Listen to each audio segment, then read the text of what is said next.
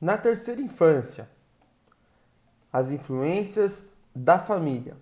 Bom, o ambiente familiar ele influencia diretamente no desenvolvimento infantil. A atmosfera familiar e como essa criança é tratada são os fatores de extrema importância para que haja um desenvolvimento saudável.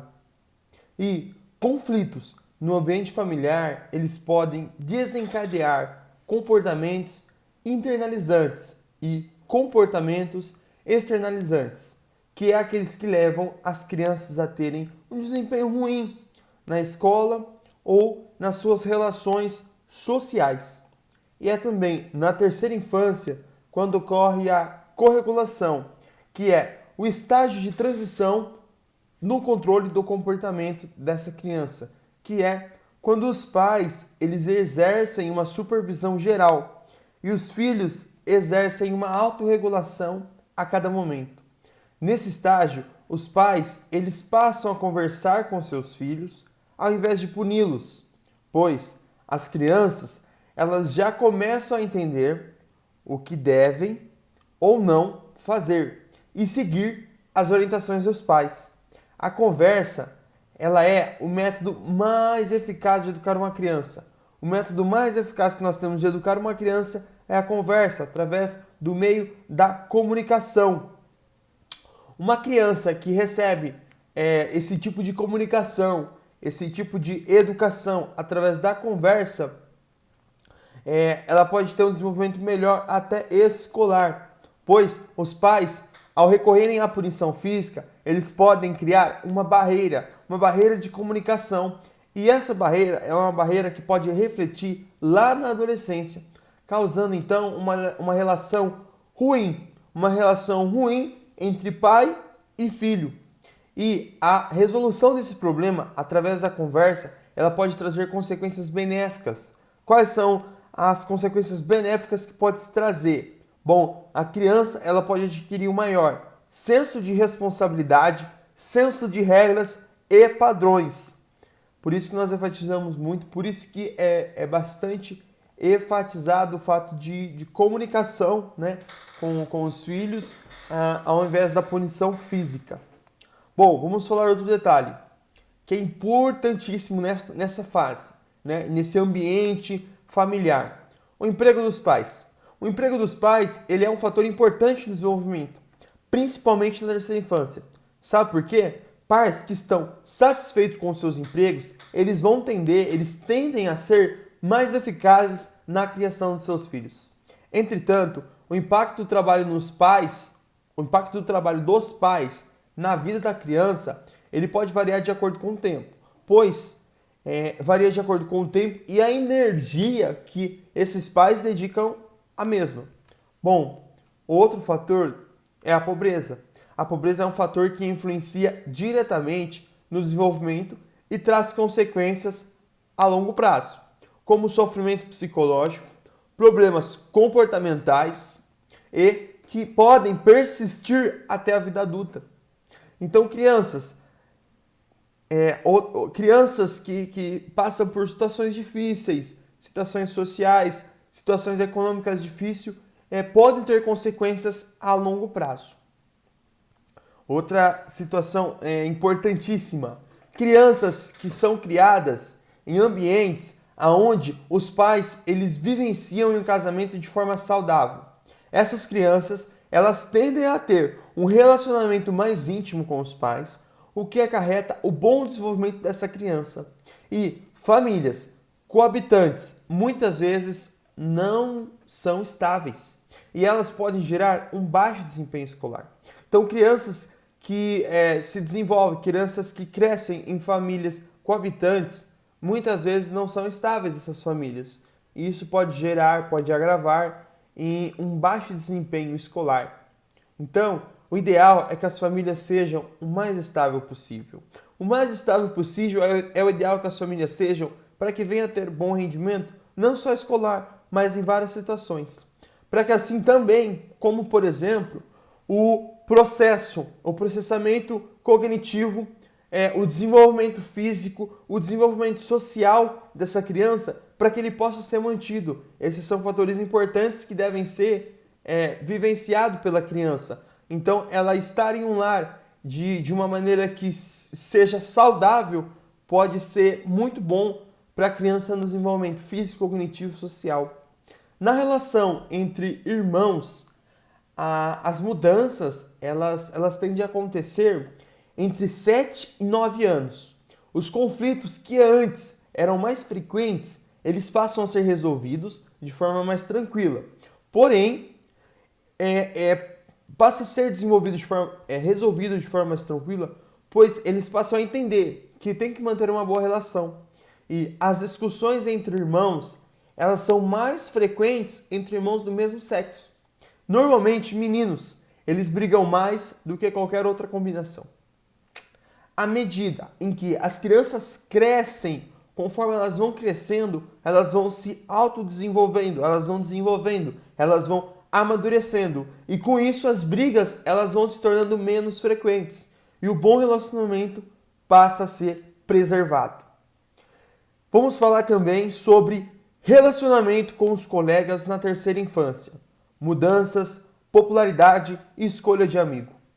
Na terceira infância, algo que ocorre muito é que começa a surgir os grupos de pares que forma de maneira totalmente espontânea, né? Isso ocorre devido às crianças se juntarem com crianças que têm contato próximos a ela, né? Então, frequentemente são crianças que estudam em uma mesma escola, crianças que têm mais contato, crianças que normalmente têm a mesma etnia, mesmo sexo, idade, ou também como nível socioeconômico. São situações onde acaba de forma natural crianças se encontrando em grupo de pares.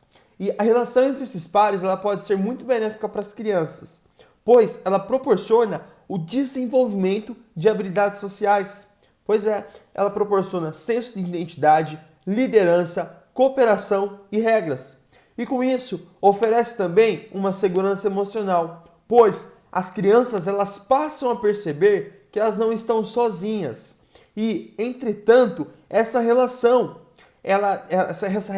de pares, ela tem também o seu lado negativo, né? Tudo que tem um lado positivo também tem o seu lado negativo. Pois o que acontece?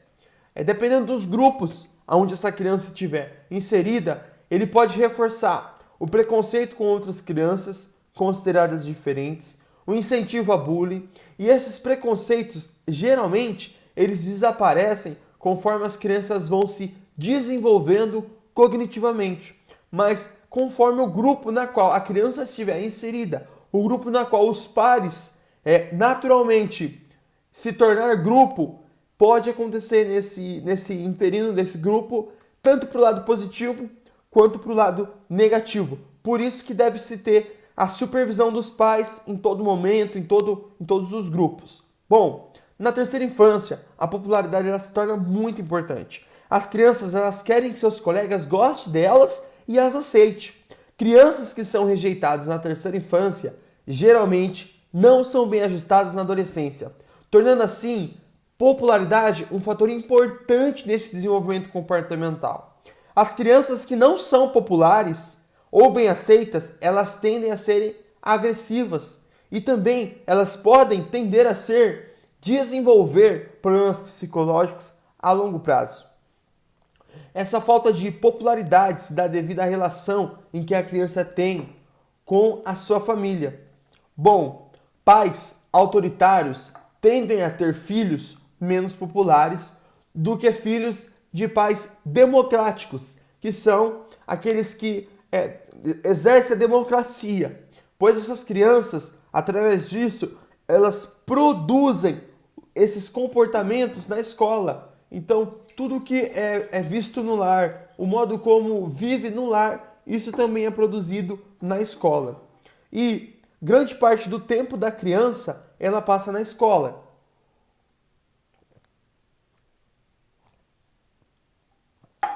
E é lá, na escola, que as suas amizades são feitas e muito importantes para o desenvolvimento. Que é na escola onde tem a troca de informações, a troca de colegas, a troca de experiências dessas crianças. Entre os colegas, né, entre os amigos. E a criança nessa situação onde vem a necessidade de ter essas trocas passa a se encontrar também entre a comunicação, precisa confiar, precisa cooperar, precisa resolver conflitos e com isso ela se sente bem consigo mesma em apoiar a diversos fatores. Bom, comportamento agressivo na terceira infância. Após os 7 anos de idade, as crianças elas tendem a se tornarem menos agressivas.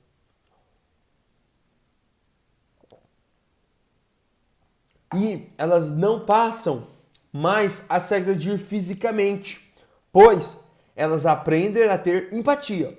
Porém, elas aprendem a ter empatia uma pelas outras.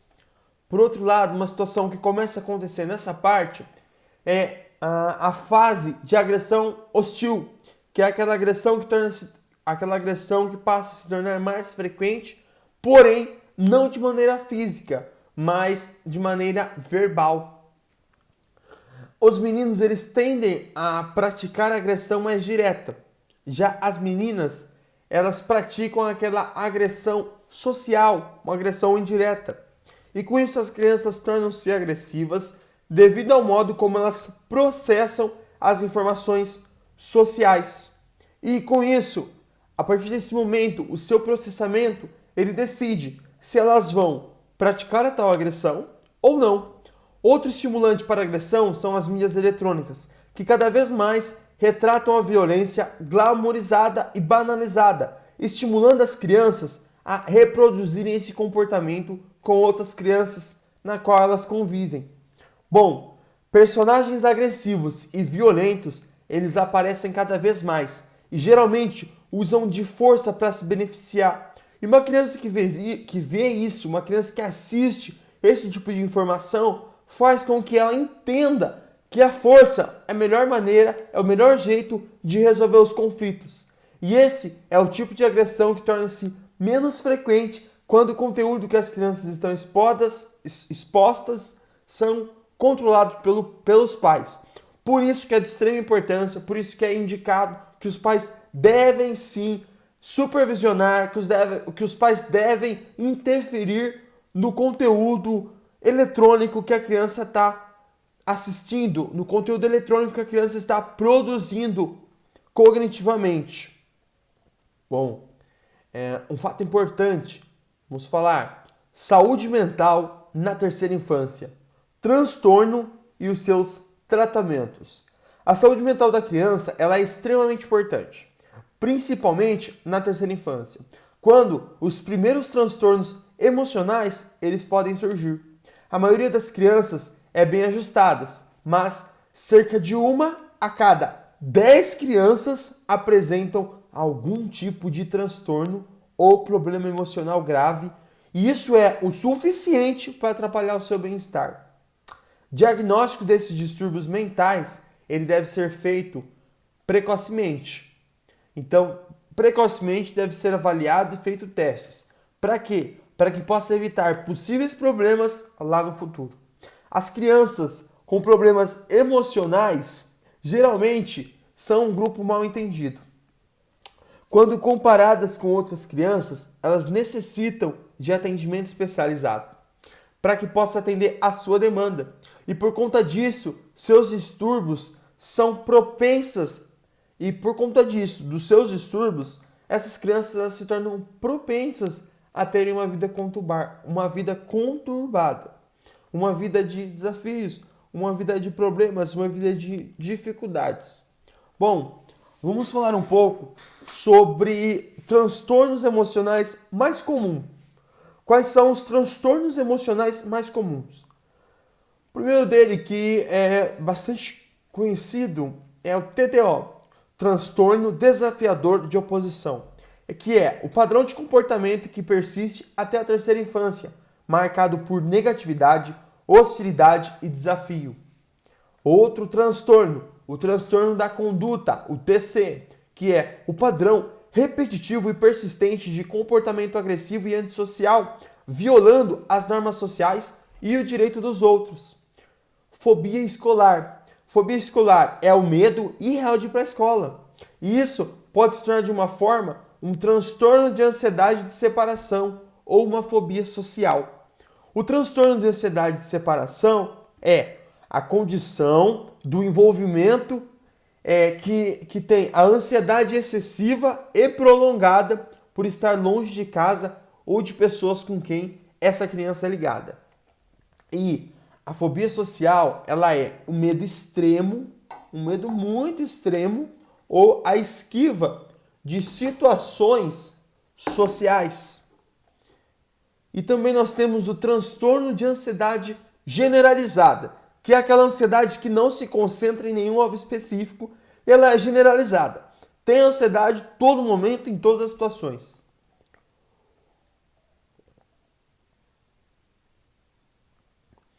Transtorno obsessivo compulsivo, mais conhecido como TOC.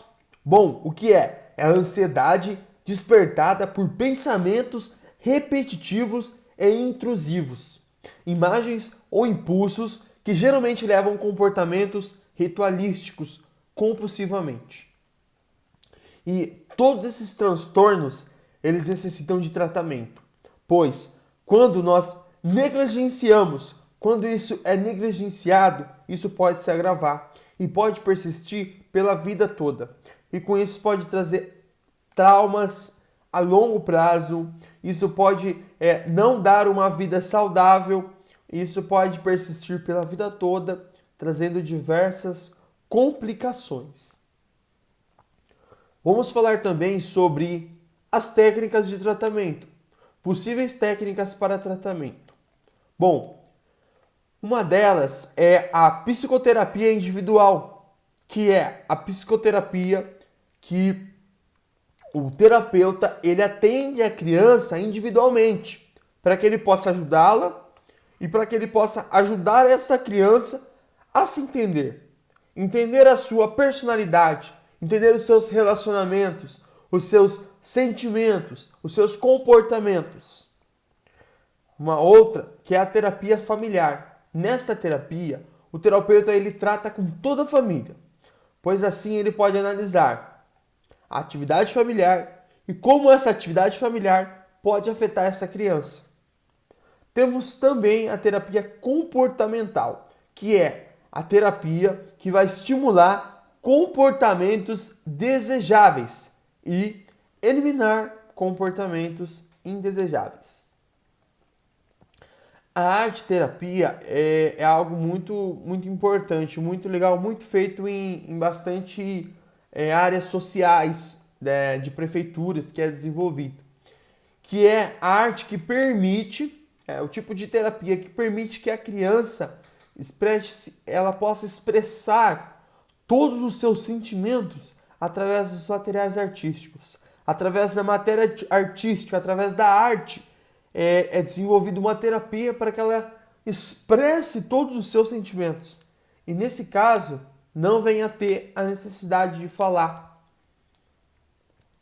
Outra terapia importantíssima, bastante conhecida também, ludoterapia, que é o tipo de terapia que usa brinquedos a fim de ajudar a criança a lidar com o seu sofrimento emocional. E através de brinquedos, possa estimular informações, possa estimular a troca de informações que esse terapeuta, que o psicólogo, que a atuação, o tratamento no qual está sendo feito pelo profissional possa facilitar para que ele consiga entender em qual situação se enquadra essa criança. Bom, outra coisa importante também, outro tipo de terapia, é a terapia medicamentosa. É o uso de medicamentos para tratar de transtornos emocionais. Vamos falar também sobre o efeito do estresse na vida das crianças. Durante a vida toda, o estresse está presente. E na terceira infância, não é diferente. A maioria das crianças, geralmente, elas sabem contornar o estresse. Mas quando esse estresse se torna de maneira excessiva, ele se torna preocupante, podendo gerar problemas psicológicos a longo prazo nesta criança. E, atualmente, o estresse ele tem se tornado mais presente na vida das crianças. pois espera-se que quando elas têm tudo de si, quando elas dão tudo de si na escola, nos esportes ou em qualquer outras atividades que participem, elas estão constantemente expostas a problemas dos adultos e do mundo à sua volta. E isso faz com que os níveis de transtornos psicológicos infantis aumentem cada vez mais. E existem crianças que sabem contornar as situações estressoras muito bem, que são as crianças resilientes. Essas crianças elas conseguem lidar bem com o estresse cotidiano e elas conseguem extrair experiências positivas das situações que são estressantes. Normalmente, crianças que têm um bom relacionamento familiar e boas atividades cognitivas são crianças resilientes. Resiliência não significa que tudo que acontece de ruim na vida da criança não tem impacto negativo. Tem impacto negativo. Mas é que elas sabem contornar a situação. E essas crianças também, elas podem sofrer com angústia e tristeza. Por isso, nós devemos estar sempre atentos com determinadas situações e entender que essas crianças, elas sempre podem ter em mente que isso pode acontecer com elas. Mas, pelo fato delas serem resilientes, isso auxilia muito. Porém, o adulto, os pares nas quais é responsável pelas crianças, precisa ter em mente que as crianças são apenas crianças. Elas agem e pensam como crianças. Isso não devem ser expostas a problemas do mundo adulto. E sim, elas devem brincar, se autodesenvolver, desenvolver de uma forma saudável, tornando sim os adultos fisicamente e mentalmente saudável. Por isso que nós devemos estar sempre atentos ao modo como as crianças estão sendo expostas para o mundo adulto.